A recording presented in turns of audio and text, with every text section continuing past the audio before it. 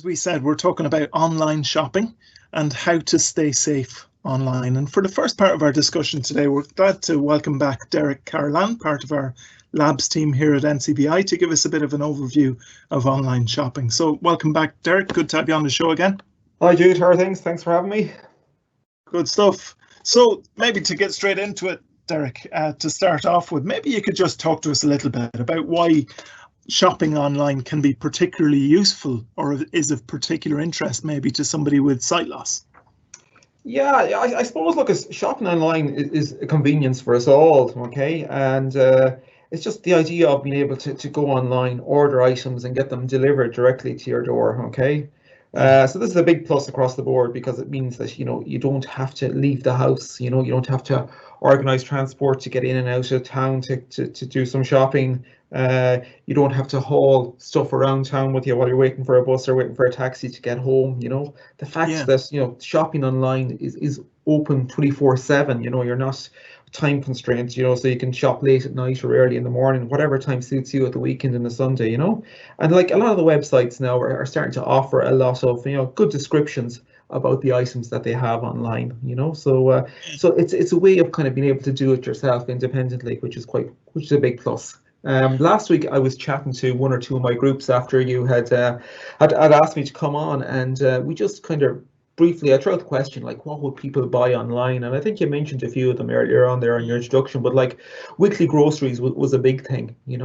Others mentioned clothes and then electronic goods. And then kind of the conversation popped up that people like go online and they sign up for different, like Netflix or Disney or one of those providers, so it's an online transaction again where they're passing over account details to these companies. They might look at utilities such as changing their ESB provider or their broadband provider. Like I suppose before COVID, we were probably booking hotels and holidays and flights, so hopefully we'll get back to on that again. And others mentioned like takeaways or online banking, okay? And another one that came up was pet food. So people like to purchase pet food, and it's a lot easier to get it delivered to your door than trying to carry it home, So that actually just strikes me there, because that's one of the things. We've got cats, and it's one of those things where some of the best ways to do that, instead of having the big sacks of cat food in your trolley coming back from one of the supermarkets, to be able to get it delivered is actually really useful. Yeah, definitely. Like, and even with the grocery shopping, like, you're not hauling stuff around the town with you, like, or the guys come and deliver to your door and bring it in, or and it's unpacked there, and all you need to do is put it away. Like it is definitely a great feature of it. But also the fact that you can go online, that you're not dependent on somebody else really. If you can get online yourself, you can work away independently and purchase what you need, which is quite good. It's handy just to even hear some of those things categorized, because sometimes when you're talking about something that's as big as the internet and being able to shop online, it's nearly so vast that it's hard to narrow down in your mind what you might want to try. So it's useful just to hear what some people are using it for. Is it generally worthwhile from a financial perspective? Is it actually a case of being able to find maybe better deals online, or do you end up maybe spending actually just as much when you factor in postage and packing and things like that? I suppose really it depends on the individual, and it depends on what you're looking for. I suppose if you have some time and you can spend a bit of time, like when you're online, you can do great comparison. So it's very easy to compare a product in shop A with a product in shop B to see the cost of them, So you kind of do price comparison quite easily, around, as opposed to if you had to go into town, you might have to walk half a mile in this direction to get to the shop A to go in and look at the product, and then walk back the opposite way again, So like you can do shop comparisons, or price comparisons on products in shops quite easily, if you put the time into it, okay? Also, I suppose when it comes to the stuff being delivered, okay, a lot of the websites and a lot of the companies will offer you free delivery if you spend X amount, okay? Yes. So once again, I suppose it's going back to the whole kind of idea of being kind of organized. So if you can kind of plan ahead where possible, and look, I fully appreciate, and I know myself, it's not the easiest to kind of plan ahead sometimes. You get stuck for something, you might need to order online. But if you can plan ahead and be organized, definitely you can save on postage and delivery costs. Okay, and also a lot of the companies offer good deals if you spend X amount, maybe over €60 or something like that. You will get free delivery, which is a big plus. I suppose what you need to probably watch out for, Jude, is sometimes, depending on the goods you're ordering, if it needs to be returned, you just need to kind of look into the terms and conditions in relation to items being returned. Some companies are very, very good, and if something needs to go back, they may offer free pickup to bring it back. Okay. Others might involve you having to repackage the stuff and bring it to a certain location, and it's picked up from there from free or brought back.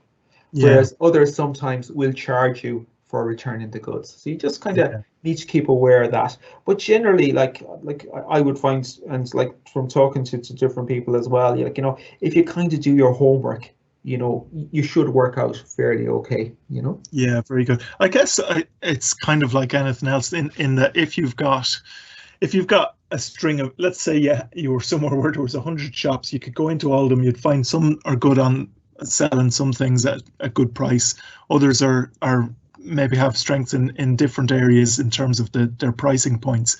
But if you're able to compare them, you're able to get a good deal across the board. In a town, you're kind of restricted to however many shops are in that town. But I suppose that's the advantage of the internet as well, isn't it? You've got kind of this huge place to be able to actually compare providers, and that gives you quite a lot of scope for saving, I guess. Exactly, and possibly sometimes it gives you too much scope because you have too much choice. But that's the good with the bad, as I say. But no, definitely it gives you get a good price comparison, across the board on a wide range of products. Yeah. So I guess if that's the case, then is it pretty easy to pick up and, just to learn how to shop online? If somebody has been a little bit maybe afraid of it before, is it fairly straightforward to do? Yeah, it's one of these things I think that you possibly need to do it once or twice to kind of build up your confidence, in doing the process and working it out. From talking to the guys last week in the different groups again, the key thing that came back to me is that they kind of use sites that they're familiar with the whole time. Okay. Yeah. So these are websites that they would have gone into and probably spent a bit of time browsing around and getting familiar with the layout and where to find products and where the shopping cart is and how to add an item and that kind of stuff. So once you kind of, I suppose, break it down, and there's nothing worse, because I know one or two of the websites sometimes that I've been on before is once you add something to your shopping basket, a little countdown timer might start clicking off in relation to you might have 15 minutes to complete your transaction or whatever. And if that's the first time that you're on the site, it will put you under a little bit of pressure, and you're kind of trying to navigate around and get everything through before the 15 minutes are up, or you might have to restart again. But I suppose, go back to your initial question, is it easy to pick it up? Yes, for some of the sites, they're very, very straightforward. You just possibly, like I mentioned earlier on, doing your homework, you probably just need to do a bit of preparation the first couple of times, and once you get in it, you'll find that a lot of the sites have similar flows to them, so that they're laid out quite similarly. The process is the same in most respects, So I'd say it's straightforward enough to pick it up, but it's a confidence thing as well, and you possibly need to do one or two transactions first of all to get up and running, and sometimes maybe a bit of assistance at the start, and like the labs are always here to help. But it is. I would say it's straightforward enough with it, to get going. Yeah. You mentioned there that there's maybe differences between different websites. Does it tend to be like a completely different experience on some websites, or is it a case of the general principles are kind of the same, but they might kind of look a bit different, or they might go through a few different steps? What's the...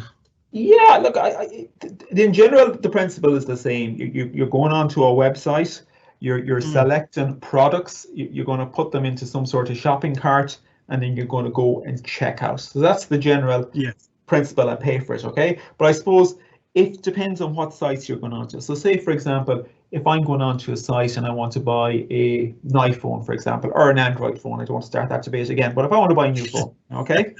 And so I would go onto the website that's selling the phone, find the phone, and add it to the cart, okay? And carry out the transaction, okay? Say I was going to book a flight to China, okay? Or we're sending Sean off to Sweden, are we? So we're sending Sean off to Sweden. Apparently so, yeah.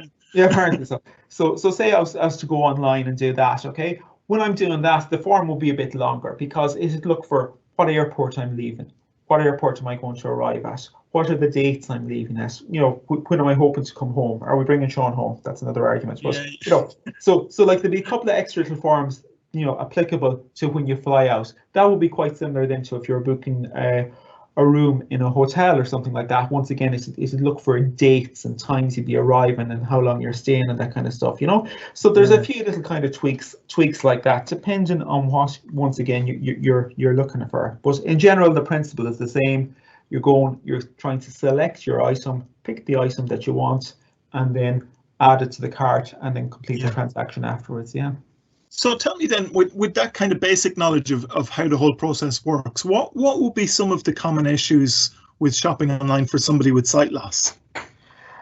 Yeah, I suppose websites can be kind of set up in such a way that they're there to promote goods and promote products. Okay, so if you're with low vision or if you're using a screen reader, there may be a lot of clutter on the page. So when you open up the home page, there might be just different information being thrown at you left, right, and center about products, deals, and so on. Okay, so that's one of the issues. There can be a lot of clutter. All right. Another issue is you can be working away sometimes with your screen reader and you're moving through your web page, and then you come to a form field, and a form field is one of these boxes that you might type in some information into. So it might be labeled properly, so it just comes to unlabeled form field or unlabeled edit or something like that, and you're kind of going, well, what is that box, or what does it do, you know, or so you can kind of get lost. Or you might be trying to add an item to your shopping list, okay, or you might be if you're doing your shopping list and you want to get 2 loaves of bread, you might have your loaf selected, but you might struggle to get to the option to put in 2 items as opposed to 1, you know. So little things like that can be tricky to navigate, you know.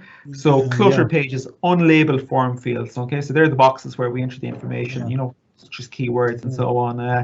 Unlabeled links or graphics. Sometimes there might be a picture on the page, but it mightn't be described. There might be no alternative text on it to explain. So all text is the text that explains what the image is. So you don't have a clue, you know, or the descriptions mightn't be that great about the product, you know. It was just interesting. One of my groups last week, again, I was talking to somebody and they were kind of bringing up the point. They were looking at an item of clothing, and a jacket or something, and basically they didn't get a full description of what the item was, you know, so they weren't sure about it, you know. So is there anything with some of those things that you mentioned there, is there something that, so let's say I'm online now, I come up against one of those problems, is there something that I should be doing, or is it just a case of I've just got to kind of accept in that position that maybe that website isn't going to be one that I can necessarily access at this point? Well, I suppose just in and around the clutter, first of all, okay, the clutter, if you can kind of get used to the software that you're using, be it your JAWS or your NVDA screen reader or your voiceover on your phone, or even your magnifying software, your Zoom text, okay, if you can get used to features and kind of try and skip all the clutter. So what I mean by that is, if you want to look for a certain product, there's usually a search box on the actual on the screen somewhere. So if you can do a find, okay, so sometimes the Control and F will give you the find function where you can type in what you're looking for, okay, and that allows you to bypass all that clutter, okay. Sometimes for some of those unlabeled form fields, if you kind of keep moving around, by the process maybe of elimination, you'll figure out that's what they're looking for there and that, or maybe they're looking for the credit card number there, or the expiry date is the one that's unlabeled. Some of them might be labeled, some of them may not, okay? And unfortunately, I suppose some of them may not be labeled at all, so you might need to get some assistance from somebody just to say, well, that's what they're looking for here, this is what this box is, you know? So that's kind of...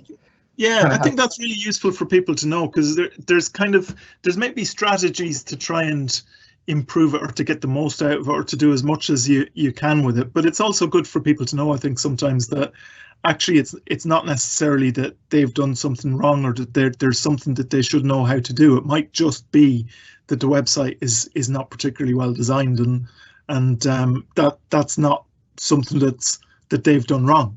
Yeah, exactly. You know, and I suppose websites are designed then and evolve as time goes on. So you might be on a website this week and you can work your way through it fine, and then next week the company might have some amazing offer and they might have changed their website, the homepage on it, or put up some sort of offers, and that might have a knock-on effect to the way you would have done it the previous week. So it's a matter of kind of trying to navigate around it, like try and use your hotkeys as well sometimes, maybe to jump to headings on the page. So like the hotkeys are kind of built into JAWS, so you can either bring up a list of all the headings on a page if they're there, or a list of links, or also a list of form fields. So that kind of gives you an idea of what's around and on the page as well to move around. I suppose coming back to descriptions, sometimes like what I'd find is quite good myself is, if like sometimes I'd be looking at an item online and the description would be okay, but I'd start reading, there might be reviews about that item. So you could read the reviews, and that gives you maybe a better opinion of what the item is like based on people who've bought it previously. And other times I might just go and drop an email to the company, kind of go, I was looking at this, I'm not sure if the questions were answered. I have the following questions, and send them off an email. And sometimes they come back to me with those answers, which is quite good too, So brilliant, yeah, brilliant. Well, that's been really helpful, Derek. Appreciate you going through the basics of online shopping, what the process is like, and also particularly for somebody with sight loss, what some of the issues might be and possible solutions.